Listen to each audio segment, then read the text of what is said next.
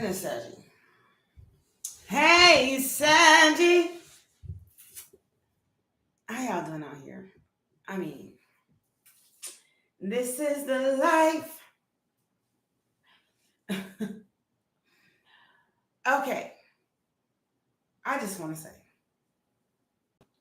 yes, I'm different. Yeah, I'm different. You know, I've come to quite enjoy my difference. I can't help my difference. I love my difference. I am my difference. Okay. Anyway, so love and light to all those who are different. But I wanted to get to it, Saggy. So I'm here talking to you because I was talking to my neighbor. I love my neighbors. I do. So the reason I'm talking to you about it is because it's essential. Everybody should know. Dare to be the same as somebody else, I think it's not. That is, I don't think that's the mantra. I don't think that's the saying. I mean, I think the saying is dare to be different. I love being different. I can't even lie. Matter of fact, sometimes, like every few years, I switch it up. You know what I'm saying? If you watch my videos from 3 years ago, I wasn't like this, but I like this me better. I do. It's very more becoming of who I am. So the reason I'm having this conversation with you. So I was having a conversation with my next door neighbor, and she said, "I'm kind of upset right now." I said, "What's going on?" And she said, "My son, he wants to change his name." I said, what does he want to change his name? What do you want to change his name to, girl? She said he wants to change his name to such as, what do you say? He wants to be Zach, for instance. I said, why does he want to be Zach? That is, I mean, not that Zach is a bad name. It's beautiful. Zachariah is a name in the Bible. It's beautiful. But why does he want to change his name? So she commenced to tell me it's because he's a minority in the school, like a major minority, like one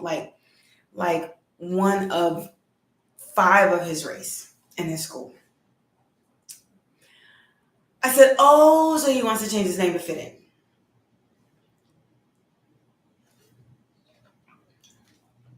Okay, fitting in is awesome. Do you think he could fit in some other way? She said she says he doesn't want to change, he wants to change his hair. I said, he wants to change his hair. What kind of hair does he want? He said he wants the spiky hair with the this and that. But she said, but before he started this school, that's the hair he wanted. I said, okay. So I said, why don't you tell him? Tell him this, what I know. The difference in you is exactly what makes you special. It's the things that you're going to love the most about yourself. It's probably the thing that will make you wealthy, depending on what your idea of wealth is. So I guess I gave her the example the example popped in my mind. Do you know how, like, there was that guy, some people have this story and some people don't. There was that guy in school, and he was the brainiac of the school, and he was this, he was, unpopular, and he, I know you see it on TV. I'm not saying that, like, I mean, people, it does happen. They're unpopular, and the zits and the scrawny body and this. I mean, even when I was in school, I was 350 pounds. I wanted to be like the athletic jockey girls. Now, check this story out. So I spent my whole life like that, and it kind of depressed me for a while, for like my whole life. And then when I was like 29, 27, I got gastric bypass surgery. I did. Because I wanted to, I still had that dream of losing weight and, this, that, and the other. I had that dream. I did lose weight and I did become healthier. But it's a whole different kind of problem now. It's a big, different kind of problem.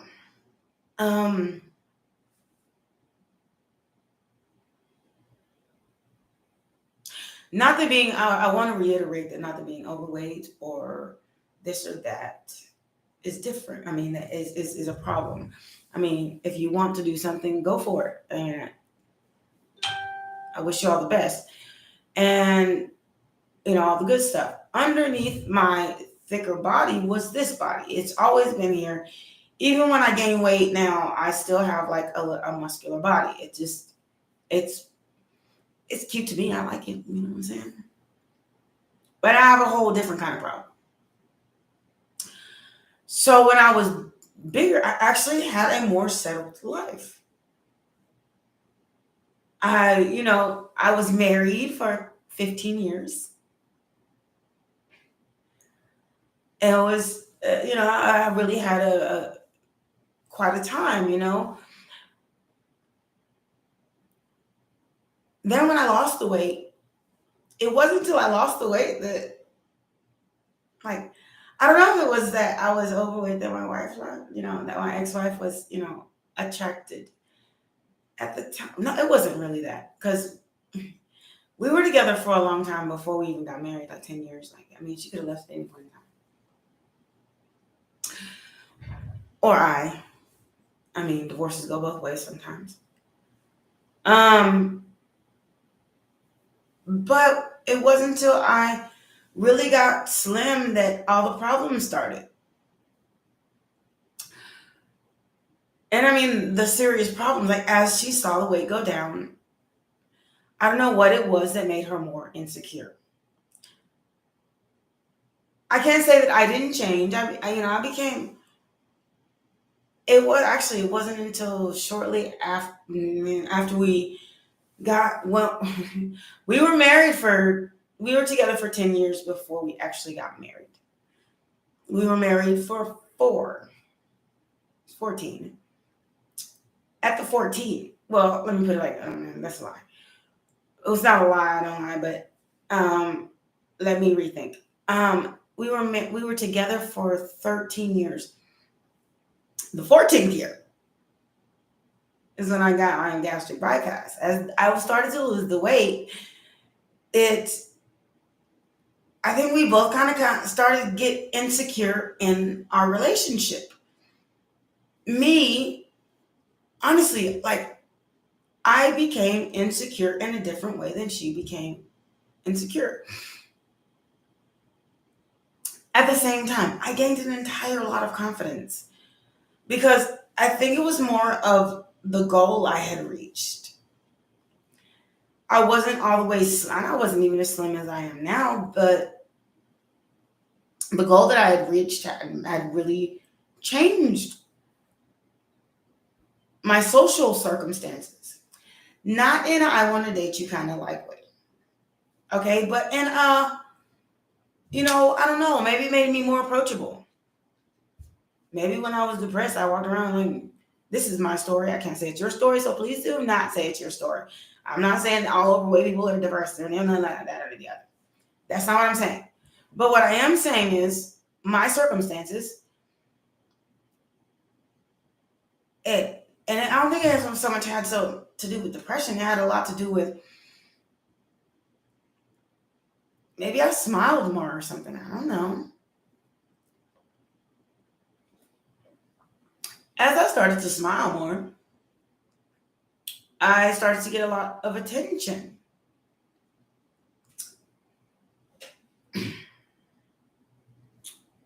It gave me the big head. It did. I didn't by any means at that point in my life want to separate from my ex-wife, but it gave me the big head. I felt really confident, not in an argumentative type way, but in a I wanted more out of my relationship type way. Look what I can do. Let's do it together. And we had grown this certain amount of comfortability. I don't know if that's a word. A state of comfort in our relationship. So after I started gaining more confidence and then getting more attention, it really kind of took a toll on our relationship. I think my ex got more insecure and a lot of assumptions started to be thrown around to the point where I was just like, you know what? What are we going to do here? So after that, what are we going to do here situation, it got really violent.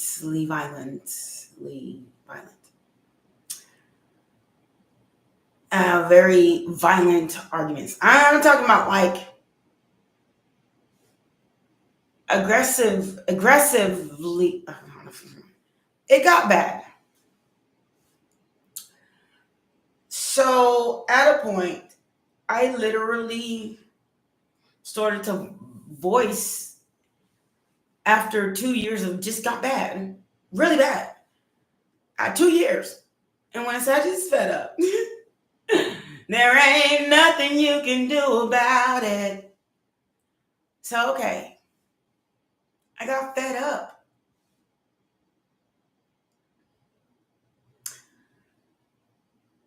I told her, I said, you know what? This is not right. I'm starting to just want something else. I did. I just wanted something else other than violent, mad, angry, upset, pissed off. She's disappearing. Weekends. Where you going? I'm sitting here. Like, where you going? Like, out of nowhere. I have to drive all the way to other cities to pick her up. It was just crazy. Cities away. And I'm picking you up from cities away. You're supposed to be at my family's house and you don't even show up for the party or Christmas or nothing. You're cities away. Somewhere with some random person. And the only time I see you is when you're coming by to pick up money and then you leave. It got bad.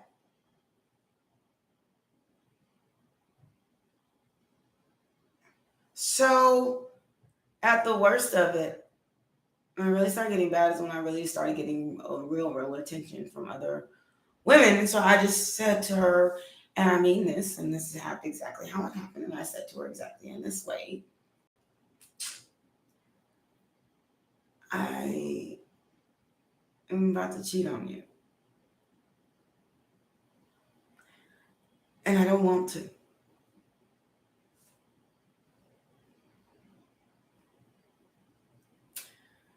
So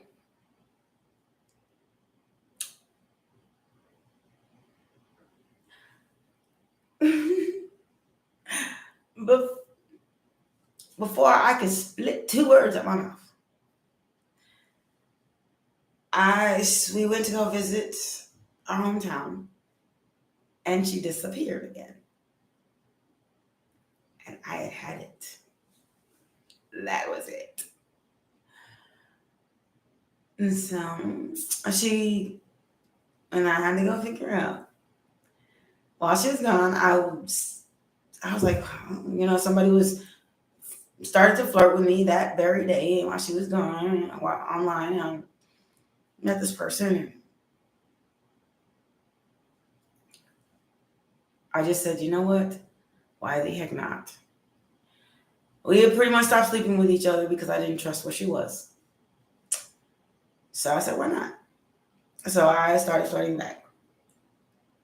Not my proudest moment. But I did give several warnings. I'm getting tired of this. After 14 years of being together. And I'm not saying the first 13 were perfect. And they were good though. They were good. They were decent. We were committed. But it was a lot of that. Disappearing, and I'd have to go pick her up, and she'd ride. She come in cars with random people. Studs, femmes, dudes, kind of a little shouty and sexy and stuff like that.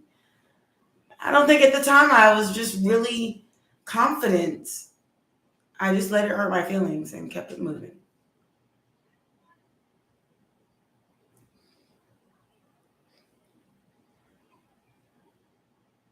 At that point, one day she came home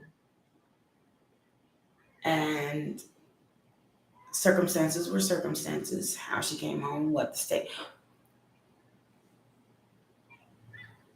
I bought a brand new car. Brand spanking new. I mean, fully loaded and brand new. Brand new.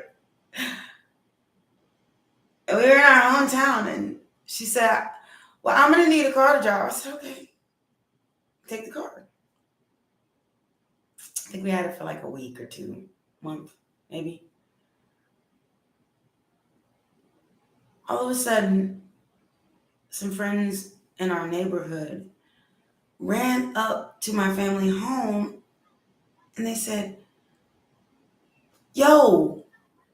I said, what's up? They said, your wife is in a ditch. I said, what? Yeah, your car's sitting in a ditch. You better go check on her. I go check on her. She's passed out in the car. Didn't even know she's in the ditch.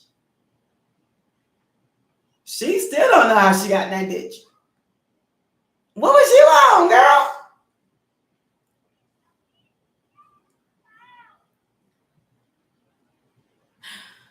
I'm not telling this story to embarrass anybody, but I'm getting to a point here.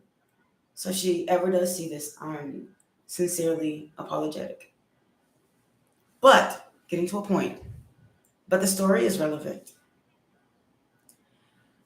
So anyway, moving right along, I had to basically take her home, nurture that situation. We no longer had that brand new black, fully loaded Nissan Altima Alexa. SR is VR or something like that. Now we're sitting at home with no car.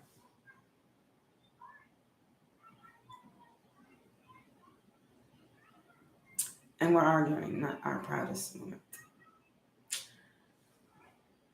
I'm not saying that I am perfect, but I was faithful and I was loyal. And I was good to her. I was the kind of love. If it was Valentine's Day, I didn't buy her shit. I didn't buy her shit the day before Valentine's Day. I woke up at 5 and 4 o'clock in the morning so she would never know what she had. Went to the store and bought her some fantastic shit. Or I hid something delectable up somewhere if it was small enough to hide. If not, I would take the time to go get it and hide it. But she never knew she was going to get anything. I wake up at 5 and 4 in the morning, go to the store, make sure she had a bouquet of roses, cup of coffee, breakfast. I'm a really good lover. I set the whole thing up, baby moon, a little poem, and sweet shit.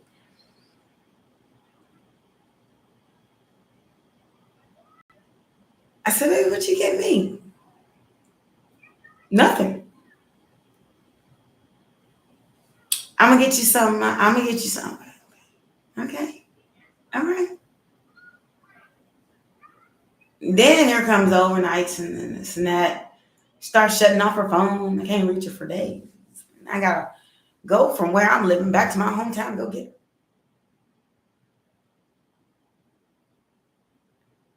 Then I have to keep going through this cycle over and over and over again until we move to a different town. Not her hometown, not my hometown.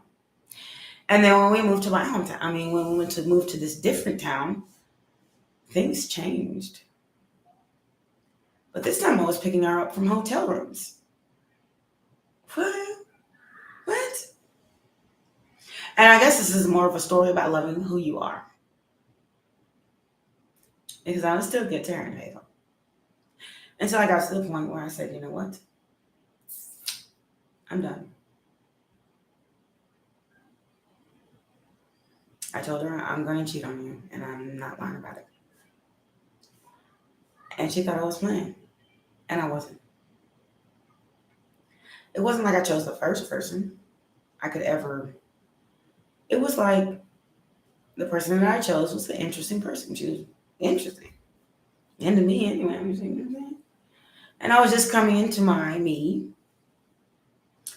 in a way. I was different even then.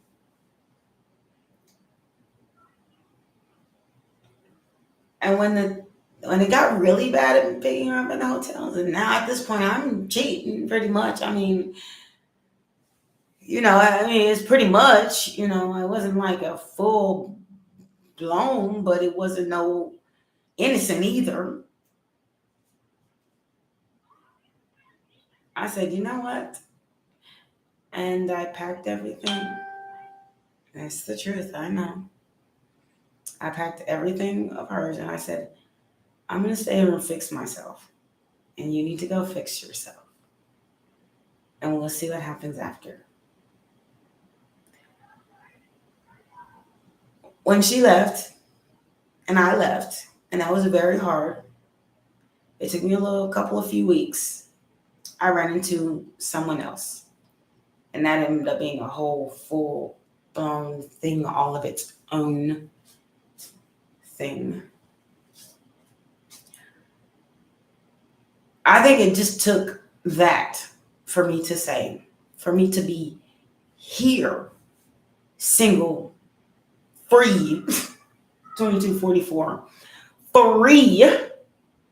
free. Sometimes I get sad and sometimes I get lonely because, I just think about it like, oh, this used to, or this would happen, or, man, I'm watching TV like by myself. I want somebody to enjoy this movie with me. But at the same time, the intention is that I become a whole person on my own. Not too terribly independent where someone can't come in, but definitely interdependent. It took me a long time to learn how to be interdependent because I wanted. Someone once told me that I was afraid to be alone. I don't think it was that. I think it was that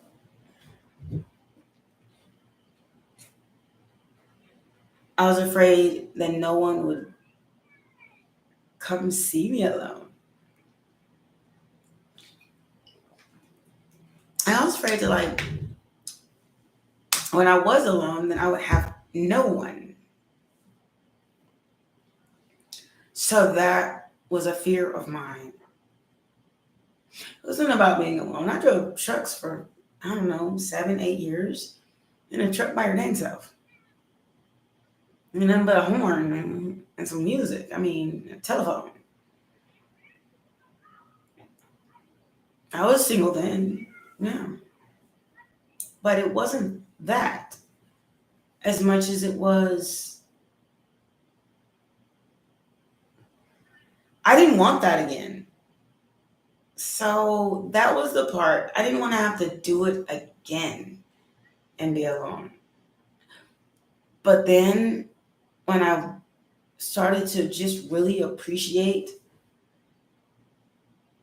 I get to pick my own furniture. I get to set my house up the way I want to. I get to watch whatever movie I want. I get to be different. I don't have to be a tomboy or dress this way or act that one. I get to be me.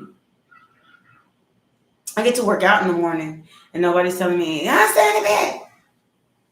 I gotta go work out. I'm like, I don't really have a goal. I get to accomplish my goals. The people that I would date was so codependent I couldn't be independent or have no self. Therefore, I became codependent on their codependency. Now that I'm alone, I became independent. I lost that need for codependency, and I lost my need to be codependent. Different. I learned what I liked. I like being different.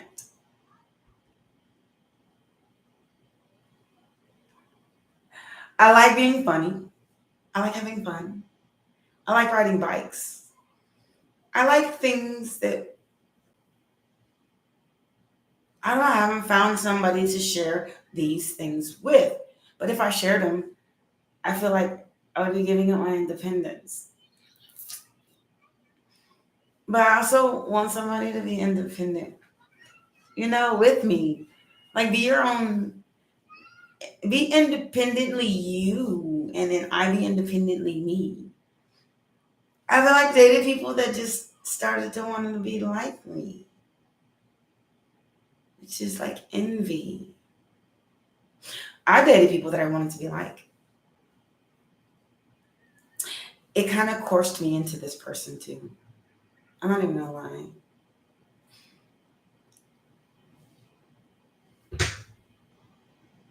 I was a gangster, like a big one.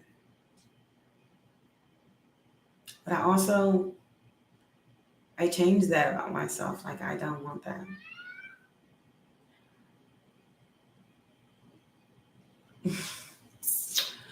So then I had a moment where I said, okay, I was getting hit on by so many men. I was just like, okay, let me just try it one more time. I'll try it one more time.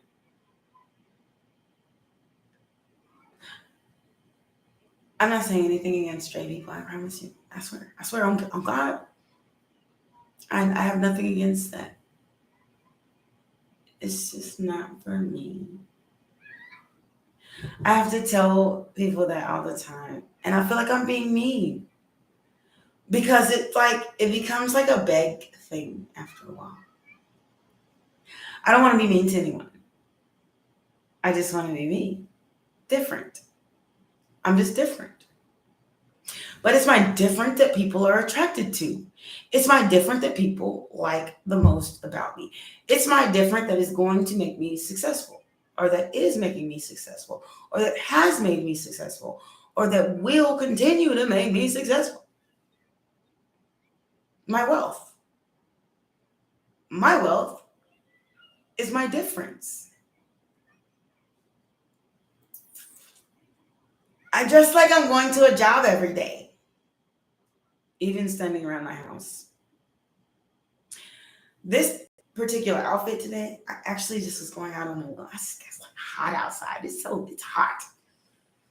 So dressing in a button-down t-shirt and some pants and some nice dress shoes or whatever, it just didn't seem appeasing. So I'm business on the bottom and, myself on the top. But it's different. I like it. Dare to be different. I love my difference. And your difference and my difference is exactly what's going to make us something of something closer to ourselves is that self that you hide from everybody, that little difference. Again, I have to say, like when I was in, when I'm in the street, I didn't tell people I was this kind of dorky, educated person who liked to read and who liked to research and find out things. And I don't tell people that. I didn't. Now I do. But it's what attracts people. That's what people find attractive about me, about me the most. When I was out there hiding it, people thought I was a player. Have you ever even seen my house? What do you think I'm playing games? No, I'm playing with you. But it's that difference that makes you exceptional. If God made us all to be the same, we just I don't know, nothing would ever change. Everybody would be grabbing their water and swallowing right now. We'd all blink in tandem. How fun is that? We'd all have the same thought at the exact same time. 3131. And that is way different from reading minds, I promise you that. But it's my polar difference from people. That is the love-hate relationship that I have with people. Either you really love me or you just really just like, you ain't my cup of tea and keep it walking. And don't insult me though. You might find out I might be a little like it. I might have to stand up on you, you know what I'm saying? But I am from the streets, you know. I'm saying, I'm gonna take my convo with me, you know what I'm saying? No, I'm just kidding.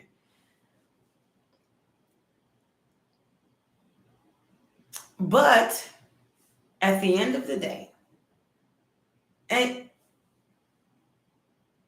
my difference is making me feel better. It really is 32, 33 on the clock when I said that. It's just making me feel better. To know that I can still be different. I don't have to take nobody's crap. So going back to my story at the beginning. A friend tells me her son wants to be like the people outside his culture at his school. There's nothing wrong with that. If that's what you think you want to be. But it's the fact that you're not that people pay so much attention to you. It's the fact that you're so different. You're not of their norm. And they grew up like that. That is what makes you you. 33 on the clock. They grew up like birds of a feather, flocked together. You're the horse that walks in there.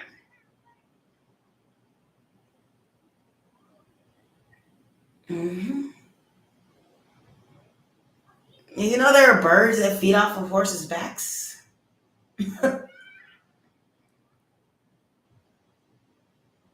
Like a shark in that little fish. Then eats whatever's on his body. Admiration.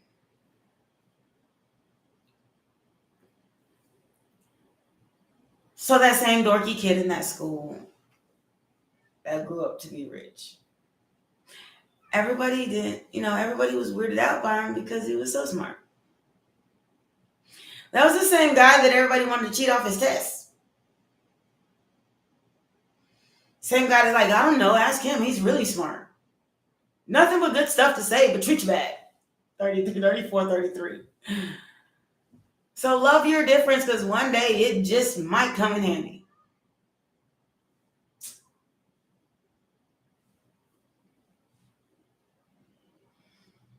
I don't want to be nobody flop.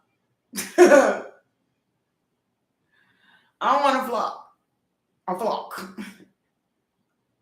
I don't want to flock. I want to move to the beat of my own drum. Humdrum. So that is my story.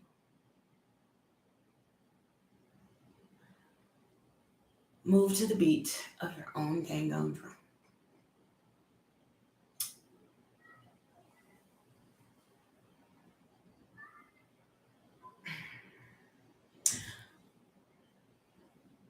My father used to say,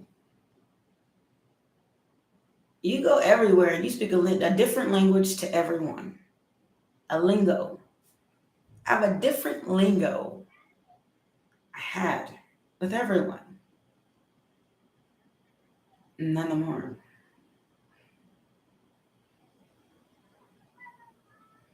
I'm sorry you don't like me. First of all, you came here so you can go back where you came. Go. Show ain't going where you is. And the reason I'm not coming has nothing to do with you. It's just because I like to be different. I want to be at my house singing my music or bettering myself or starting my careers, or I don't want to go to the club every night no more. It's fun. I know I'm just like a party freak, you know what I'm saying? I used to do the dang on thing, but now I just am not into it. Now I consider things. So I just want to say that the story about my exes, I mean, I have like a few, but the moral of the story, I don't want to hurt anybody's feelings. It wasn't meant to be that. There are more behind that stories.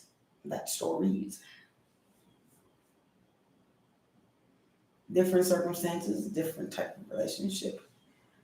But once I'm all over that,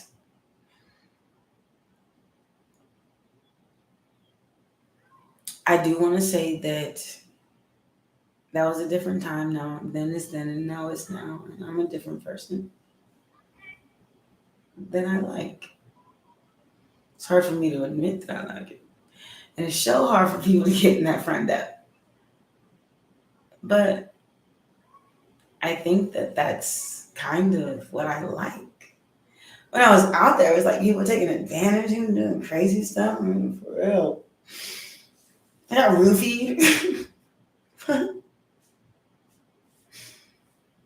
Shit ain't funny, but it's not funny, but it's funny. Like, who's gonna roofie me in here? Spirits told my card this morning. Literally hid my credit card. I had it on the counter. I picked it up. I put it on the couch.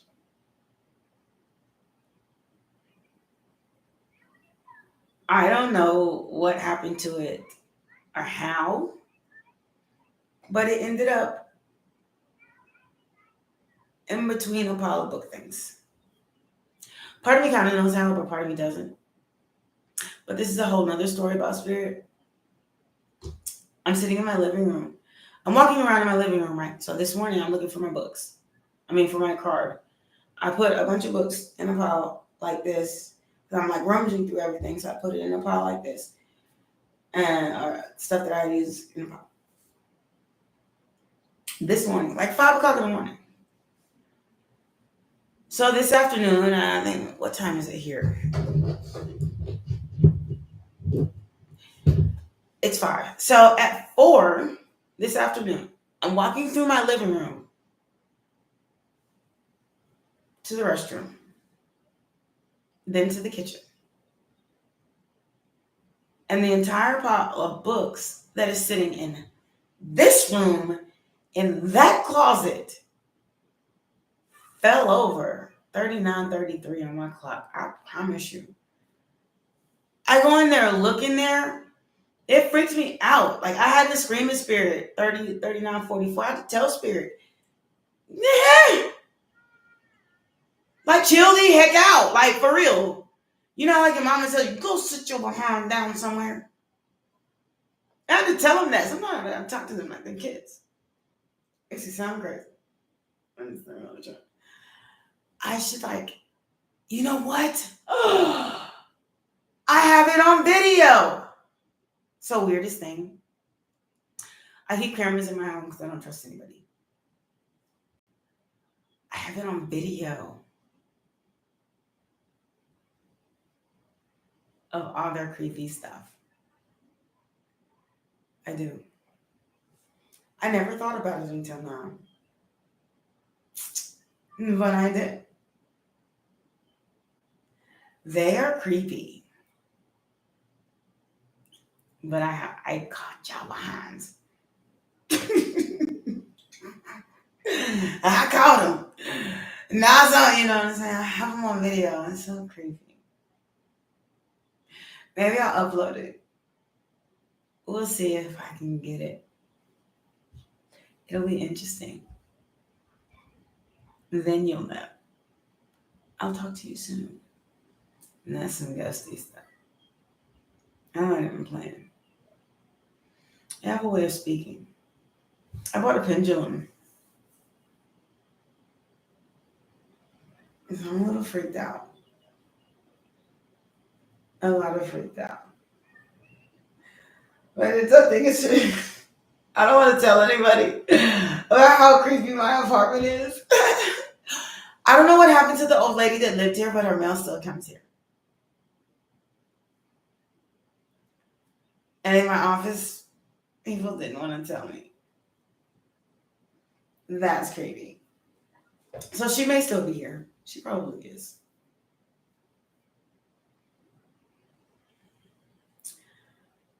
Okay.